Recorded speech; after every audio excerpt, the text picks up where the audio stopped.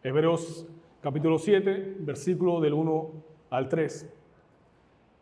Así dice la palabra del Señor.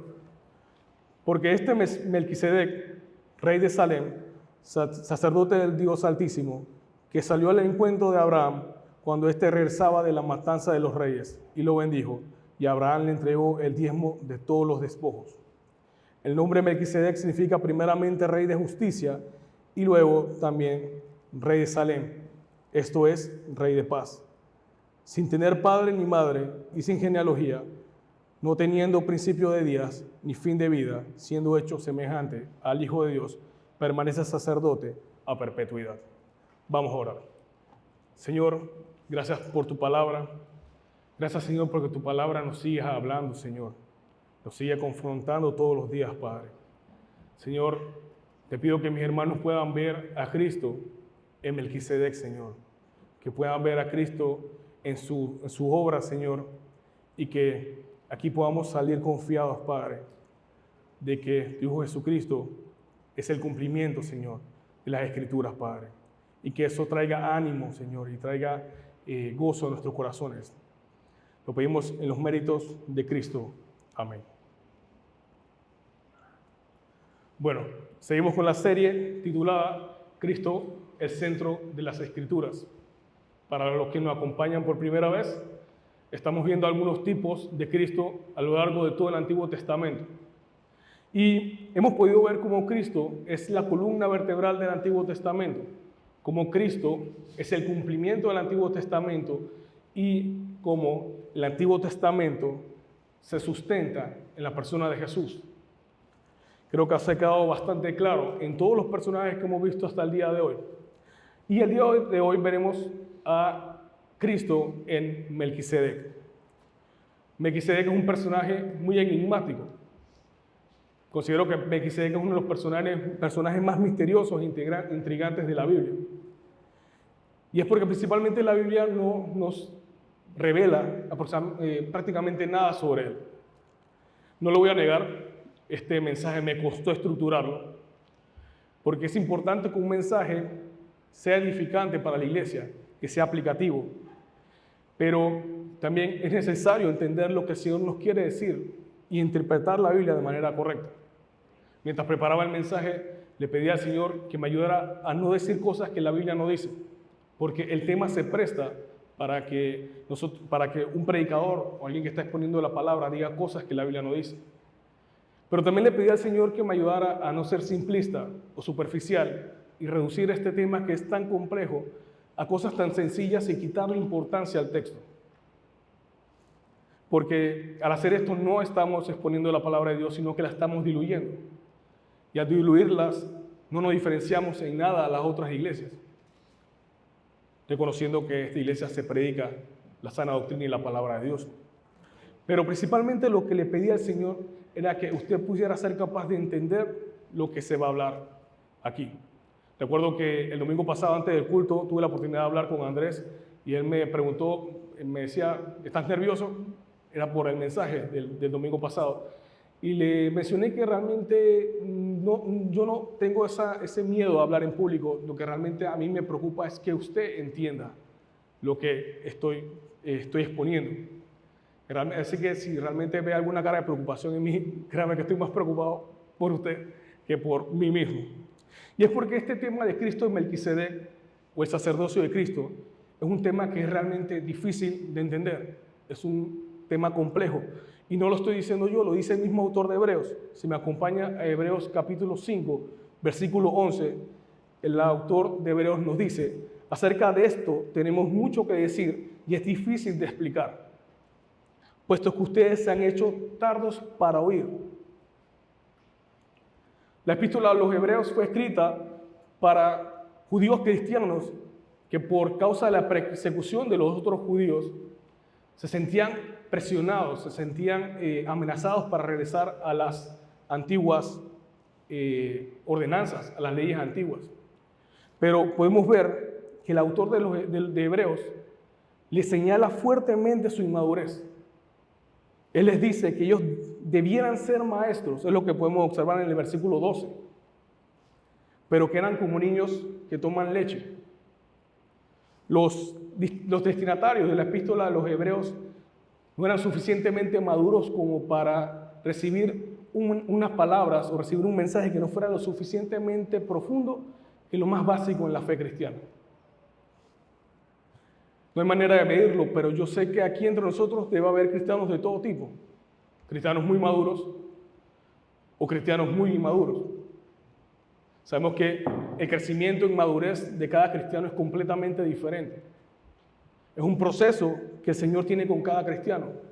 Pero si podemos ver lo que dice el autor de Hebreos en el capítulo 6, versículo 1, vemos cómo el autor de los Hebreos exhorta a los hebreos con estas palabras. Por tanto, dejando las enseñanzas elementales acerca de Cristo, las elementales, las básicas acerca de Cristo, avancemos hacia la madurez. No echando otra vez el fundamento del arrepentimiento de obras muertas y de la fe en Dios. El autor de Hebreos está animando no solamente a los inmaduros, sino a los maduros también, a avanzar hacia la madurez en el conocimiento de Cristo, del Hijo de Dios. Por lo cual le pido que mientras el Señor, que el Señor me ha permitido predicar el día de hoy, que ore por mí para que el Señor me permita predicar su palabra, exponer su palabra con fidelidad, primeramente. Y también ore por usted para que el Señor abra su entendimiento y que usted pueda recibir la palabra de Dios y que esa palabra de Dios dé fruto en ustedes. Como mencioné al principio, vamos a hablar sobre Melquisedec. Y realmente es difícil hablar de Melquisedec porque la Biblia no nos dice absolutamente nada sobre Melquisedec.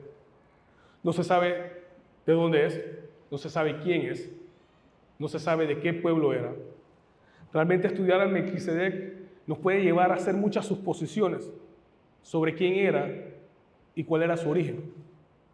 En el 2011, para los que les gusta la arqueología, en el 2011 se presentó el descubrimiento de lo que podría ser en Israel el templo de Melquisedec. Un templo que pudo haber estado o tenido aproximadamente 1000 años de funcionamiento. Este templo se encontraba en la ciudad de Salem. Salem viene de la palabra Shalom, que significa paz. Ya posteriormente, Salem vendría siendo o se convertiría en Jerusalén. Pero en grandes rasgos, ciudad de Salem era ciudad de paz. Algunas posturas judías identifican a Melquisedec con Sem, el hijo de Noé. Por lo cual, si realmente esto llega a ser así, estamos hablando de un sacerdocio realmente antiguo. Un sacerdocio de los días previos a Abraham. Un sacerdocio monoteísta primigenio, o por lo menos diciendo de una manera más clara, el primer sacerdocio que se encargaba de adorar a un solo Dios. Adoraba a un solo Dios, o como algunos dicen, el sacerdocio de la orden antigua. O el sacerdocio que era anterior al sacerdocio levítico. Pero como lo mencioné al principio, y lo vuelvo a repetir, todo esto son teorías, suposiciones e hipótesis. Y recuerdo que tuve la oportunidad en el seminario de escuchar una clase del pastor Sugel Michelén, donde él mencionaba que hay que aprender a hablar hasta donde la Biblia habla y callar hasta donde la Biblia calla. Y es que muchas veces nosotros leemos la Biblia de esa manera. Leemos la Biblia como si fuera un libro de misterio. Y lo tengo que reconocer, yo muchas veces leía la Biblia como si fuera un libro de misterio, intentando buscar explicación a las cosas misteriosas, a entender los eventos futuros. Leía Apocalipsis, leía Daniel, Mateo 24, Lucas 21, Marcos 13, las señales antes del fin. Pero la Biblia no fue escrita para eso. La Biblia es la palabra viva de Dios. Y el Señor en su voluntad permitió que en la Biblia se encontraran misterios que fueran inexplicables. Permitió que en la Biblia se encontraran misterios que estuvieran ocultos a nuestros ojos. Y es cuando nosotros intentamos darle explicación a cosas que el Señor permitió que fueran inexplicables, es donde vienen los errores. Como comenzar a colocarle fecha a la venida de Cristo. El mes pasado hubo uno que decía que Cristo tenía que venir el 18 de septiembre. Tenía que venir entre el 17 y el 18 de septiembre. Como Cristo no vino a esa fecha, dijo que había plazo hasta el 2 de octubre. Y, como pueden ver, la iglesia de Cristo todavía sigue aquí. Por lo cual, en este tema de Cristo en Melquisedec, vamos a centrarnos exclusivamente en lo que la palabra de Dios nos dice sobre él. La primera vez que se menciona a Melquisedec es en Génesis capítulo 14. Abraham regresaba de una guerra de derrotar a Kedorlaomer y a un grupo de reyes. Y a su encuentro salió Melquisedec. Dice la palabra de Dios que Melquisedec era rey de Salem, o sea, rey de paz, y sacerdote del Dios Altísimo. Mi hermano, Melquisedec es el único hombre en las Escrituras que tiene el título de rey y sacerdote. El único. Pero esto vamos a explicarlo más adelante. La segunda vez que encontramos el nombre de Melquisedec es en el Salmo 110, versículo 4, que dice: el Señor ha jurado y no se retractará, tú eres sacerdote para siempre, según el orden de Melquisedec. Este es el Salmo, todo el Salmo 110 es un salmo mesiánico, un salmo que apunta a la persona de Cristo. Incluso el mismo Señor Jesús mencionó este salmo, el versículo 1 de este salmo, y el Señor Jesús menciona que David estaba inspirado por el Espíritu Santo cuando escribió este salmo. Y por último, o lo que leímos al principio, el nombre de Melquisedec lo encontramos en el libro de Hebreos. Esta frase del Salmo 110, versículo 4, vemos que se repite varias veces en toda la carta a los hebreos. Aunque el nombre de Melquisedec se repite muchas veces más en toda la carta. La carta a los hebreos es una carta que el propósito de la carta era mostrarles a los destinatarios de esta carta que Cristo, o mostrarle el oficio de sacerdote, el sacerdocio de Cristo a los destinatarios de la carta a los hebreos. Al principio leí el versículo 1 al 3, pero vamos a estar viendo todo el capítulo 7, saltando entre versículos para que podamos entender qué es lo que el Señor nos quiere decir sobre Melquisedec. Del versículo 1 al 3 pudimos ver que Melquisedec era rey y sacerdote del Dios Altísimo. En el versículo 2 nos dice que su nombre significa rey de justicia. Su nombre viene del hebreo Malquisedec, que como pudimos ver en antes, se interpreta rey de justicia. Y también nos dice que Melquisedec era rey de Salem, o sea, era rey de paz. Aquí tenemos a un hombre que tiene el título de rey y sacerdote. Y no sé si recuerda lo que les mencionaba en los mensajes anteriores, que una persona cuando era ungida solamente para un oficio en particular. La persona solamente era ungida para ser rey, para ser sacerdote y para ser profeta. Pero aquí podemos ver que Melquisedec tiene más de un oficio. Él era rey y sacerdote. Solamente otra persona en las Escrituras tiene más de un oficio, y ese es nuestro Señor Jesús. Pero eso también vamos a intentar verlo más adelante. Hebreos capítulo 7, versículo 3 nos dice: sin tener padre ni madre y sin genealogía, no tiene principio de días ni fin de vida, siendo hecho semejante al Hijo de Dios, permanece sacerdote a perpetuidad. Si uno toma este texto y lo lee fuera de contexto, usted puede llegar a interpretar que Melquisedec es Cristo. Pero la Biblia no nos da otros textos que sustenten que realmente Cristo se preencarnó en varias ocasiones. Lo que realmente el autor de Hebreos está diciendo en este texto es que las Escrituras no plasmar, guardar silencio con respecto a la genealogía de Melquisedec y sobre su muerte, su sacerdocio queda vigente, su sacerdocio es perpetuo. La genealogía y la descendencia de un sacerdote era muy importante en el Antiguo Testamento. Y esto sería muy evidente en el sacerdocio levítico. el sacerdocio que el Señor estableció con Moisés y Aarón. En este sacerdocio levítico se tenía que tener mucho cuidado de quién era tu descendencia y quién era tu ascendencia. Tú tenías que ser de la familia de Leví. La familia de Leví era donde salía la familia sacerdotal. Pero aquí podemos ver que la palabra de Dios mantuvo silencio con respecto a la genealogía.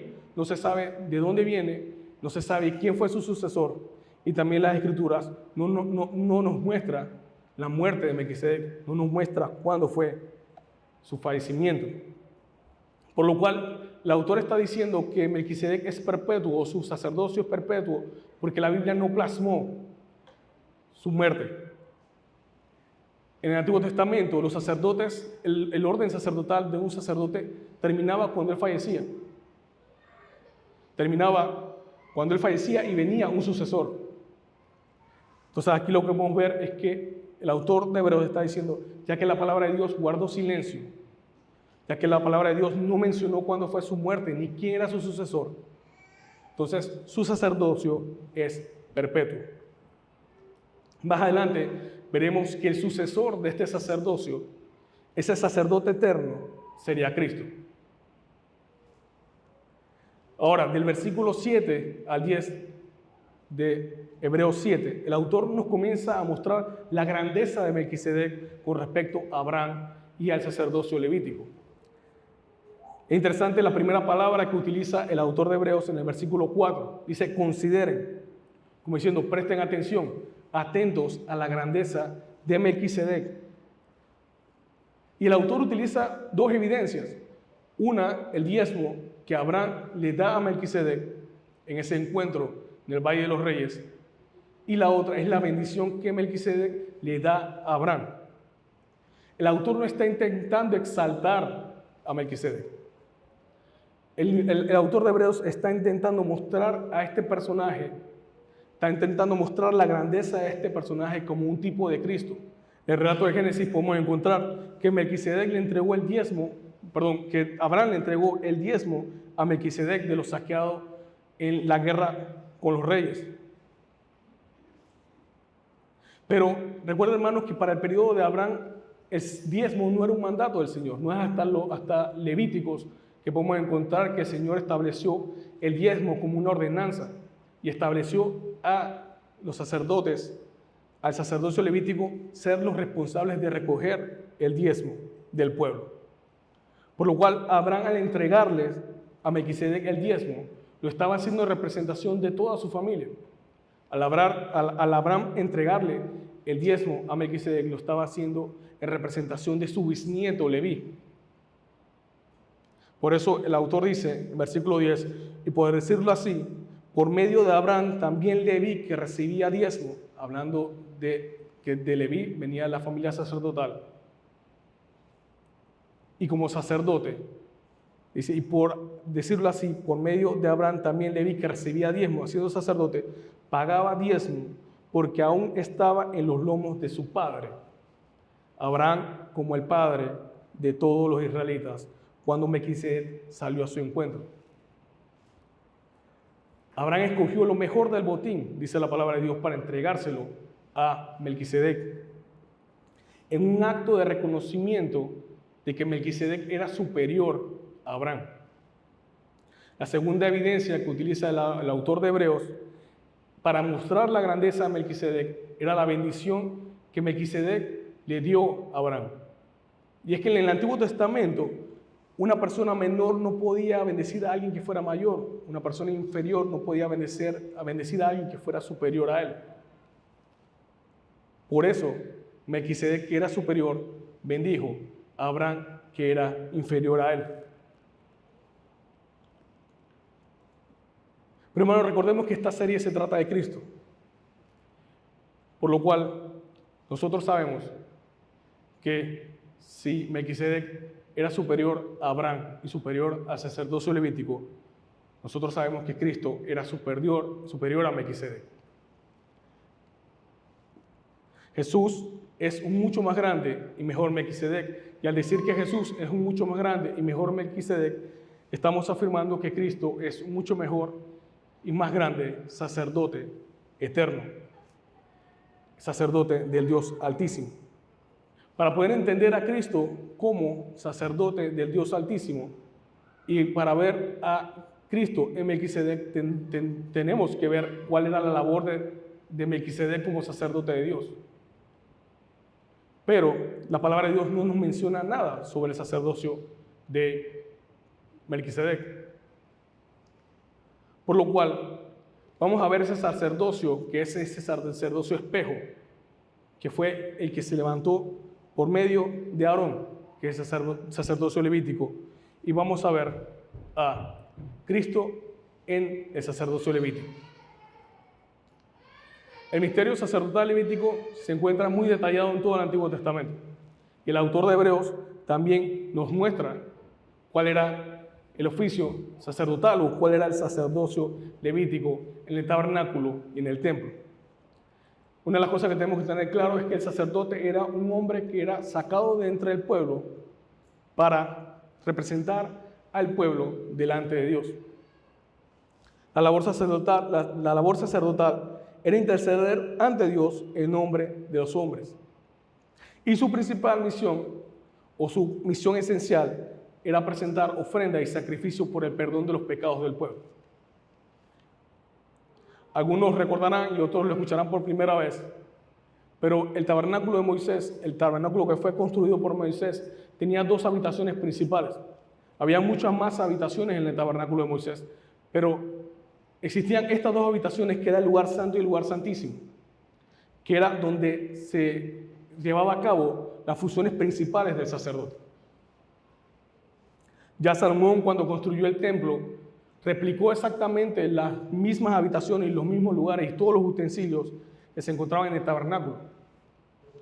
En Hebreos capítulo 9 encontramos que el autor nos menciona sobre estas labores. Así dice: así preparadas estas cosas, los sacerdotes entran continuamente al primer tabernáculo para oficiar en el culto.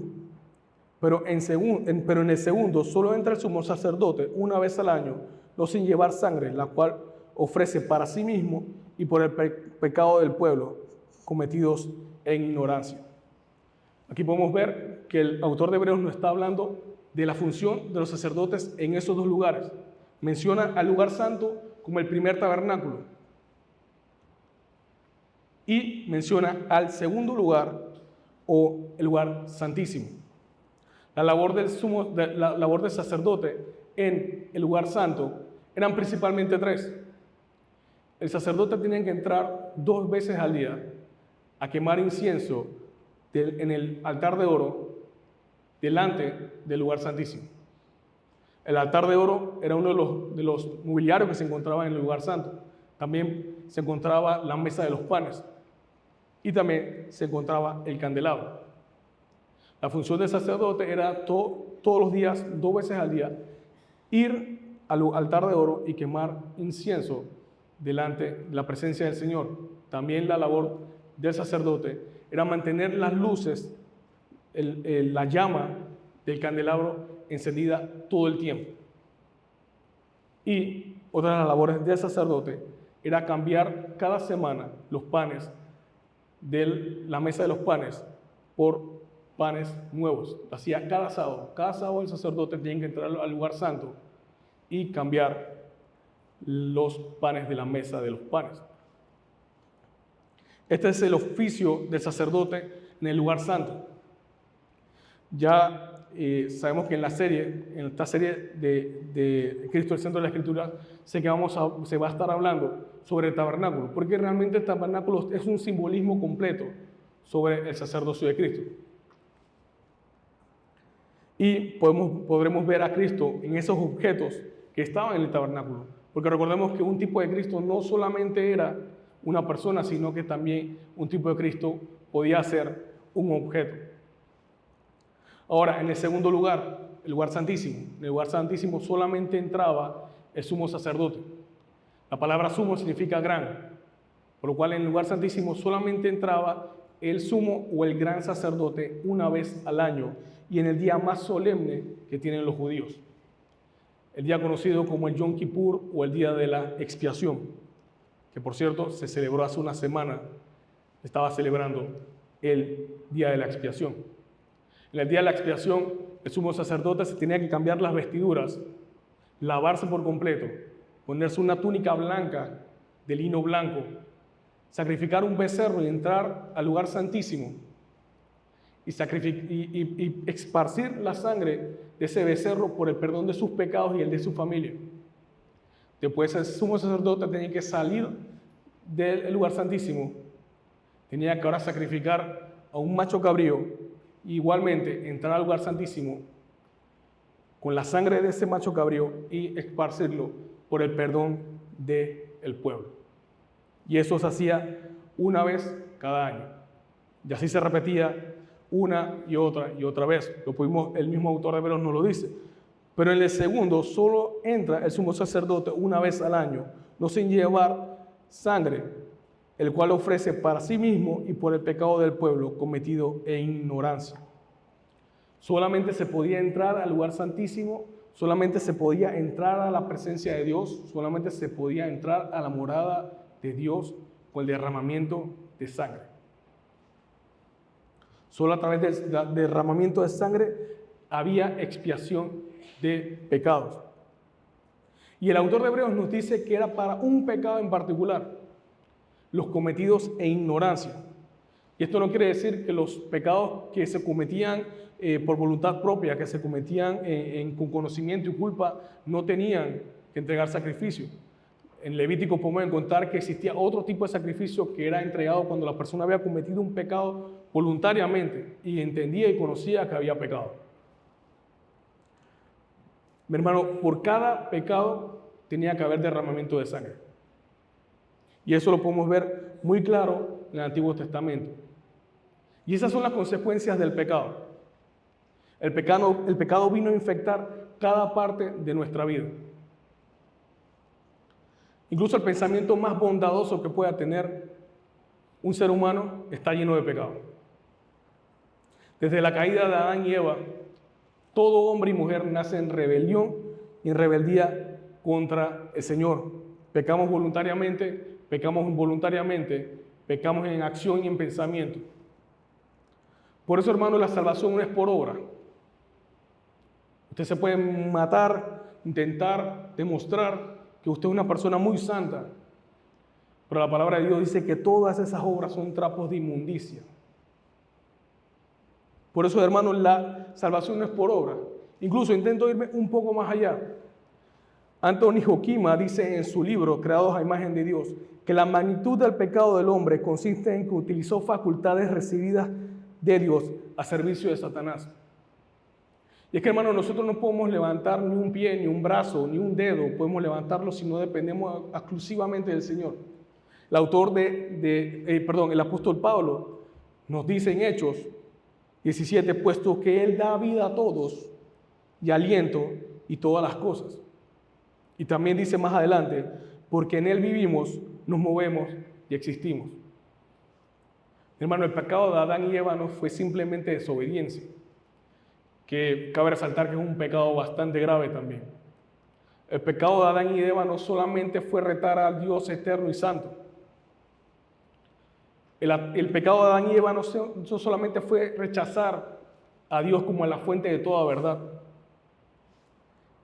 sino que fue también usar esa fuente de vida, esa fuente de existencia que viene solamente de Dios para pecar en contra del propio Dios.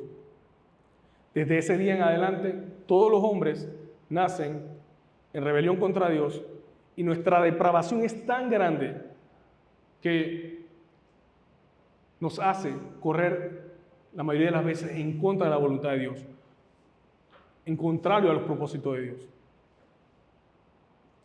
Y el sumo sacerdote en el Antiguo Testamento no se quedaba atrás. De alguna manera el sumo sacerdote se limpiaba, se vestía de blanco para mostrar una cierta pureza.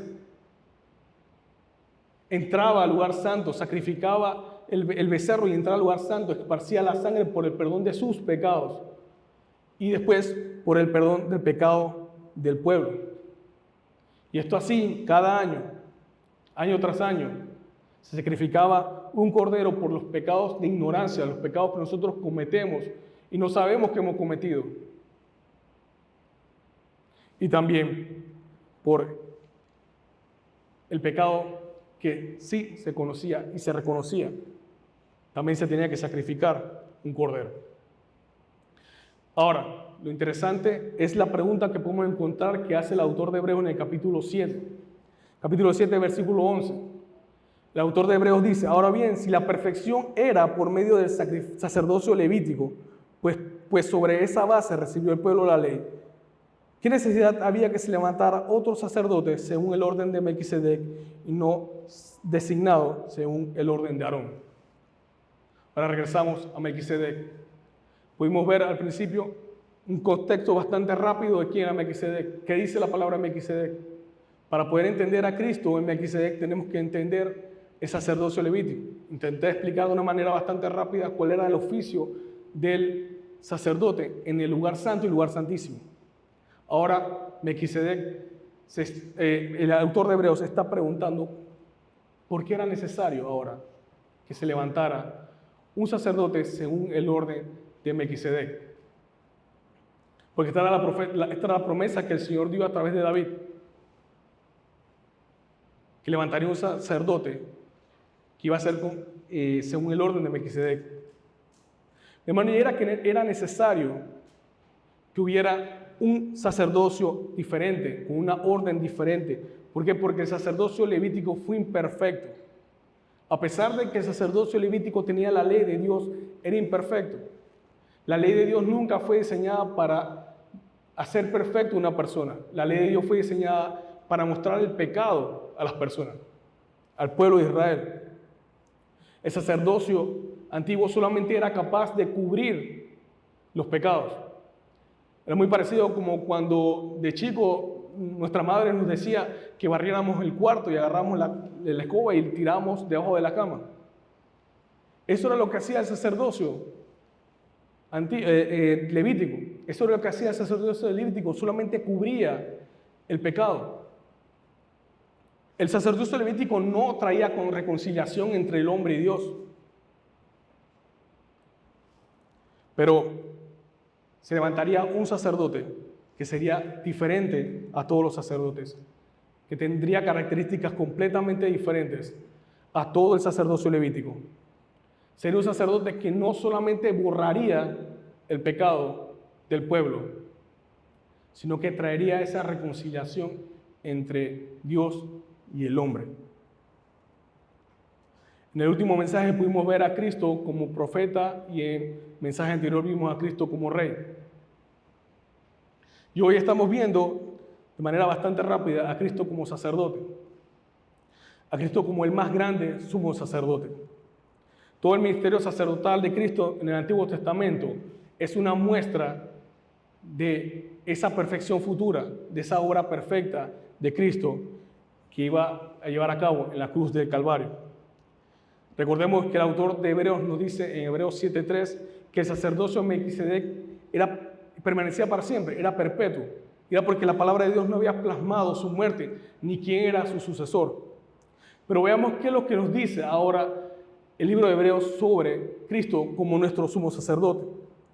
Capítulo 7, versículo 15. Y esto es aún más evidente. Si a semejanza de Melquisedec se levanta otro sacerdote que ha llegado a serlo, no sobre la base de una ley de requisitos físicos, sino según el poder de una vida indestructible. Pues de Cristo se da testimonio, tú eres sacerdote para siempre, según el orden de Melquisedec. Aquí podemos ver cómo el autor de Hebreos comienza a mostrar esas características que califican a Cristo como un mucho mejor y mayor sumo sacerdote, como ese sacerdote eterno, ese sacerdote de la orden de Melquisedec. Recordemos que en el Antiguo Testamento el sacerdocio levítico era por familia. Se daba de familia en familia, de descendencia en descendencia. Pero aquí podemos ver que dice que Cristo llegó a ser sumo sacerdote, pero no cumpliendo requisitos físicos, sino no cumpliendo una descendencia familiar. Cristo. Y dice la palabra de Dios que ha llegado a ser sacerdote según el orden de Melquisedec por el poder de una vida indestructible. Es que, hermano, todos los sacerdotes en el Antiguo Testamento murieron. Todos los sacerdotes y sumos sacerdotes del Antiguo Testamento murieron en sus pecados. Pero nosotros tenemos un sacerdote no solamente que es perfecto y que no cometió pecado, sino que es un sacerdote que vive para siempre. Tenemos un sacerdote que vive por los siglos de los siglos. En el versículo 23 sigue hablando el autor de los Hebreos. Los sacerdotes anteriores eran más numerosos porque la muerte les impedía continuar. Lo que le estaba diciendo, cuando un sacerdote moría, su orden sacerdotal o su servicio sacerdotal se acababa. Ya no quedaba resto más de ese sacerdocio. Pero sigue diciendo el autor de Hebreos. Pero Jesús conserva su sacerdocio inmutable, puesto que permanece para siempre. En Hebreos 7:17, podemos ver que el autor de Hebreos menciona o señala el Salmo 110, versículo 4. Y aquí está mostrando que fue una promesa del Señor. Fue una promesa y un juramento del Señor que iba a enviarnos a un sacerdote que sería eterno. Esa es la palabra del Señor. El Señor ha jurado y no se retractará. Por promesa del Señor, el Señor ha jurado y no se retractará. Tú serás sacerdote para siempre, según el orden de Melquisedec. Nuestro sacerdote es para siempre, porque nuestro sacerdote no está muerto, sino que nuestro sacerdote está vivo y está delante del trono de Dios intercediendo por cada uno de nosotros. Aquí podemos ver la grandeza de Cristo como sacerdote por encima del sacerdocio levítico y por encima del sacerdocio de Melquisedec. Este Salmo 110 nos confirma ese nuevo sacerdote. Ese nuevo sacerdocio iba a anular el sacerdocio levítico, ese sacerdocio que era imperfecto, ese sacerdocio que se sustentaba por la ley. Y ahora íbamos a tener un nuevo sacerdote que sería eterno, que sería perfecto. Un sacerdote que nos daría acceso, nos daría entrada al trono de la gracia. No solamente tenemos un sacerdote que es eterno, no solamente tenemos un sacerdote que anularía el sacerdocio imperfecto del Levítico. Cristo como sacerdote es el mediador de este nuevo pacto que está ratificado por su sangre.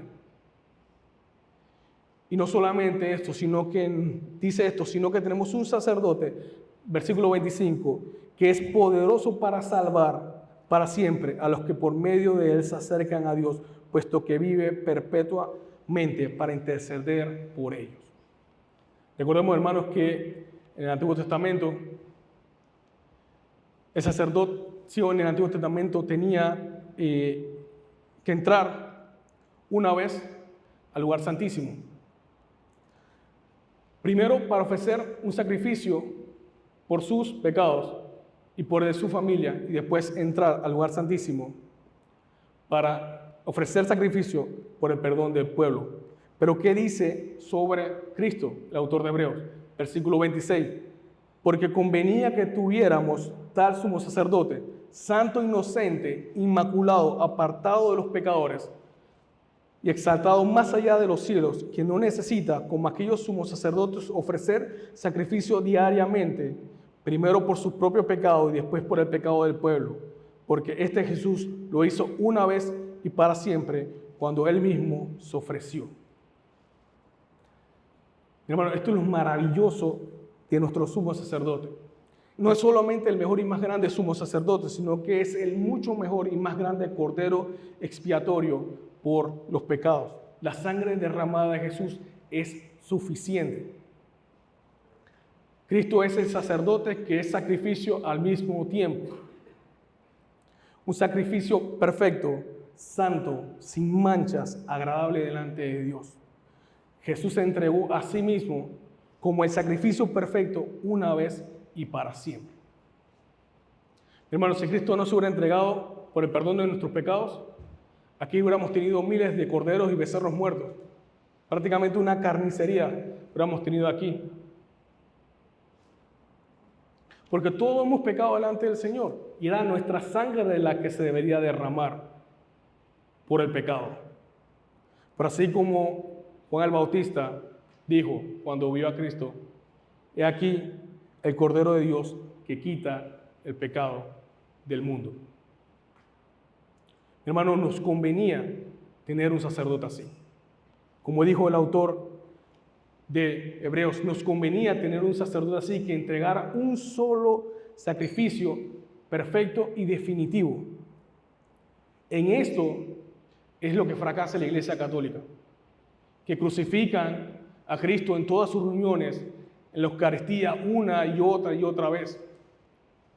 Aquí es donde fracasan todas esas sectas que hacen a la persona vivir una vida de sacrificio, de entrega, una vida basada en obras para la salvación. Hermano, Cristo solamente se entregó una vez y para siempre. Y es a través de su vida perfecta, de su obediencia, que nosotros tenemos entrada al lugar santísimo. Hebreos 9, del 11 al 15. Pero cuando Cristo apareció como sumo sacerdote de los bienes futuros a través de un mayor y más perfecto tabernáculo, no hecho con manos, es decir, no de esta creación, entró al lugar santísimo una vez para siempre, no por medio de la sangre de machos cabríos y de becerros, sino por medio de su propia sangre, obteniendo redención eterna. Porque si la sangre de los machos cabríos, de los toros y la ceniza de la novilla, rociada sobre los que se han contaminado, santifica para la purificación de la carne, cuanto más la sangre de Cristo, quien por el Espíritu eterno, Él mismo se ofreció sin mancha a Dios, purificará nuestra conciencia de obras muertas para servir al Dios vivo. Por eso Cristo es el mediador de un nuevo pacto, a fin de que habiendo tenido lugar una muerte para la redención de la transgresión que se cometió bajo el primer pacto, los que han sido llamados reciban la promesa de la herencia eterna. Hermano, este texto es maravilloso y por eso quise leerlo completo. Y si usted en su casa puede meditar en la palabra de Dios y en ese texto, medítelo. El autor de Hebreos nunca deja de hacer comparaciones. Él dice, anteriormente teníamos un tabernáculo hecho de manos de hombres imperfecto, donde se entregaba un sacrificio que solamente cubría los pecados. Y nos dice que ahora tenemos que Cristo entró a un tabernáculo, al verdadero tabernáculo, un tabernáculo que se encuentra delante del trono de Dios, para entregar un sacrificio perfecto una vez y para siempre. Antes se derramaba la sangre de becerros, de machos cabríos, las cenizas de la novilla. Ahora Cristo, como el perfecto Cordero de Dios, entrega un sacrificio perfecto delante del trono de Dios. Hebreos capítulo 9, versículo 24.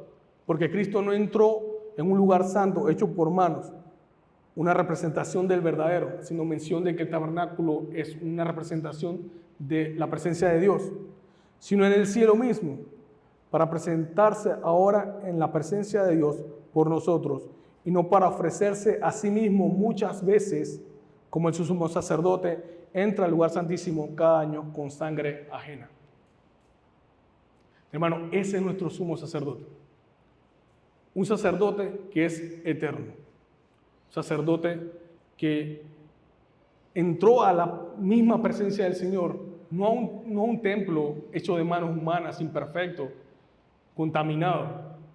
Jesús, a través de su sacrificio en la cruz, entró a la presencia del Señor con esa sangre que era agradable para el Señor, y no solamente cubrió los pecados, sino que borró todos nuestros pecados.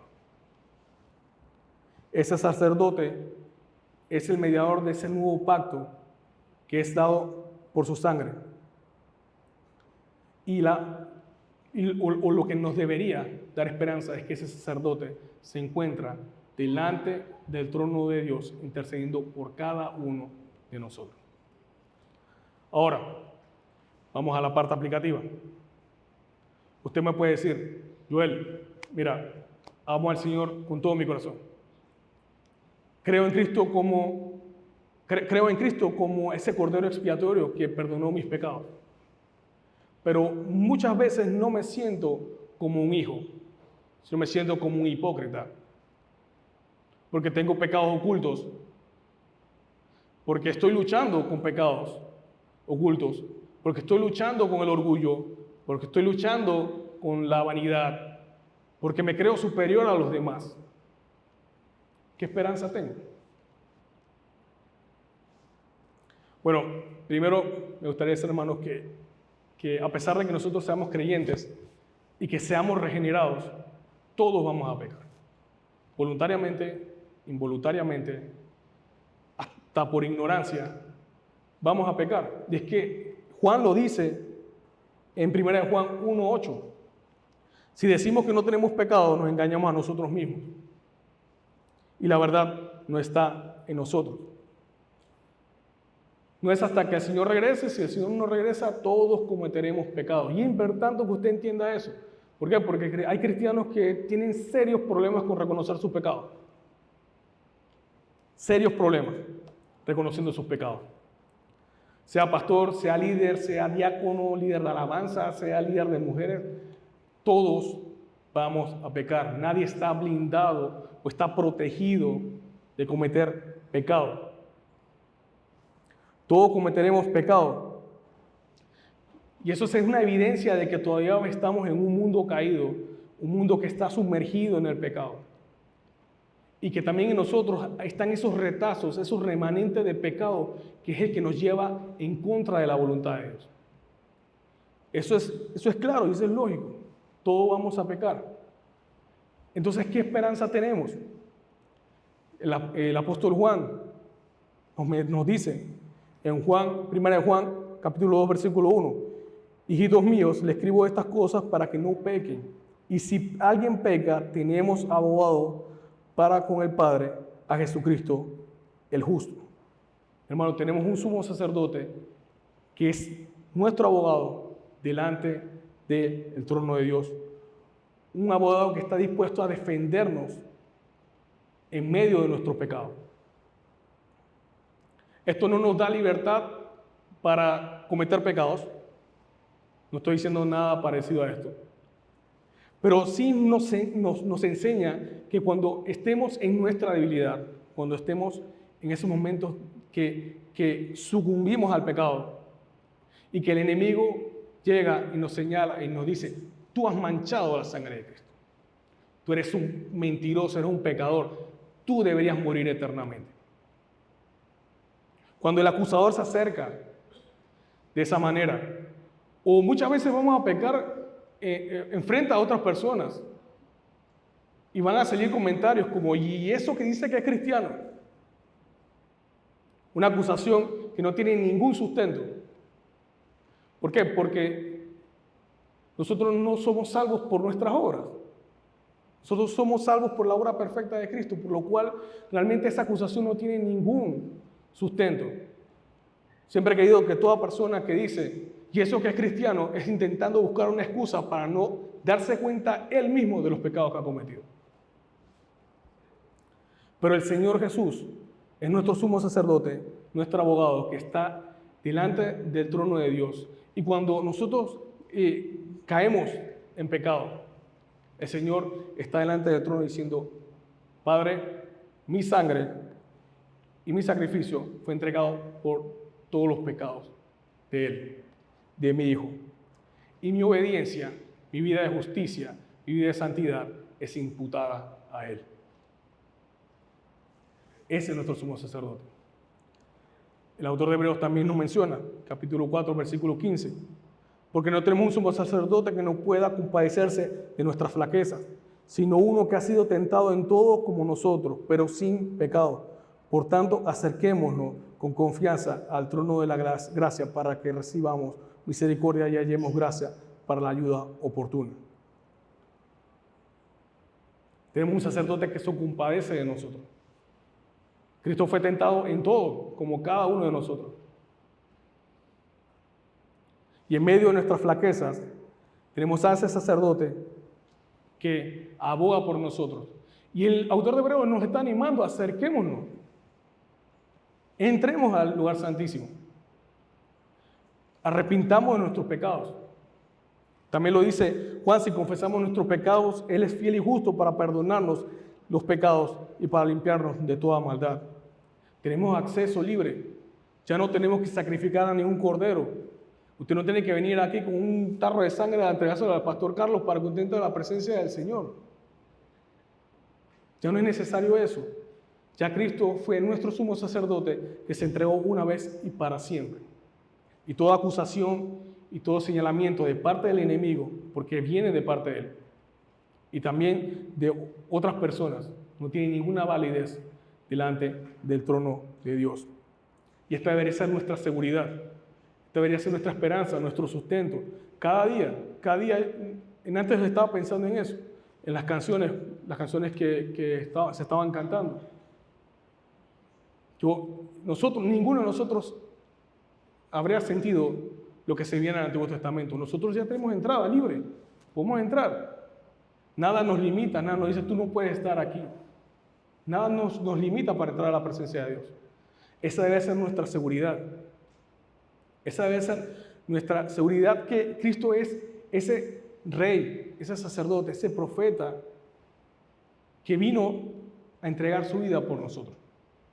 Esa debe ser nuestra esperanza, lo que nos anima a levantarnos todos los días y seguir viviendo una vida que agrada al Señor.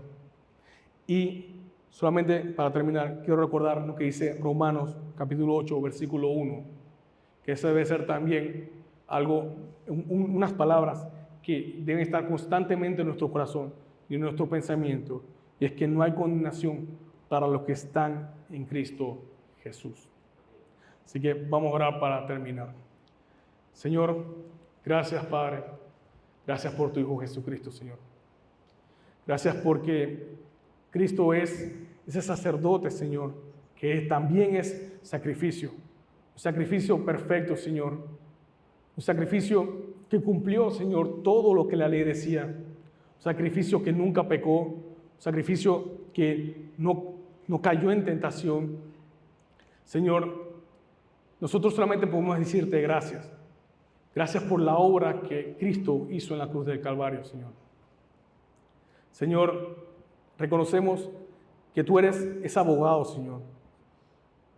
Que eres ese abogado perfecto que está delante del trono de Dios, intercediendo por nosotros, intercediendo en medio de nuestra debilidad, intercediendo en medio de nuestras tentaciones, intercediendo en medio de nuestras dificultades. Y sabemos, Señor, que no es por nuestras obras, sino solamente por la vida perfecta, obediente, justa de tu Hijo Jesucristo. Señor, que esta palabra llene el corazón de mis hermanos de esperanza, de que tenemos un sacerdote que es mucho mayor, mucho más grande que todos los sacerdotes del Antiguo Testamento. Un sacerdote que es mucho más grande incluso que Melquisedec. Un sacerdote que es mucho más grande que Abraham. Un sacerdote que es mucho más grande que todos estos personajes que hemos visto en esta serie, Señor. Padre, ayúdanos a descansar de que no hay condenación para los que están en Cristo Jesús.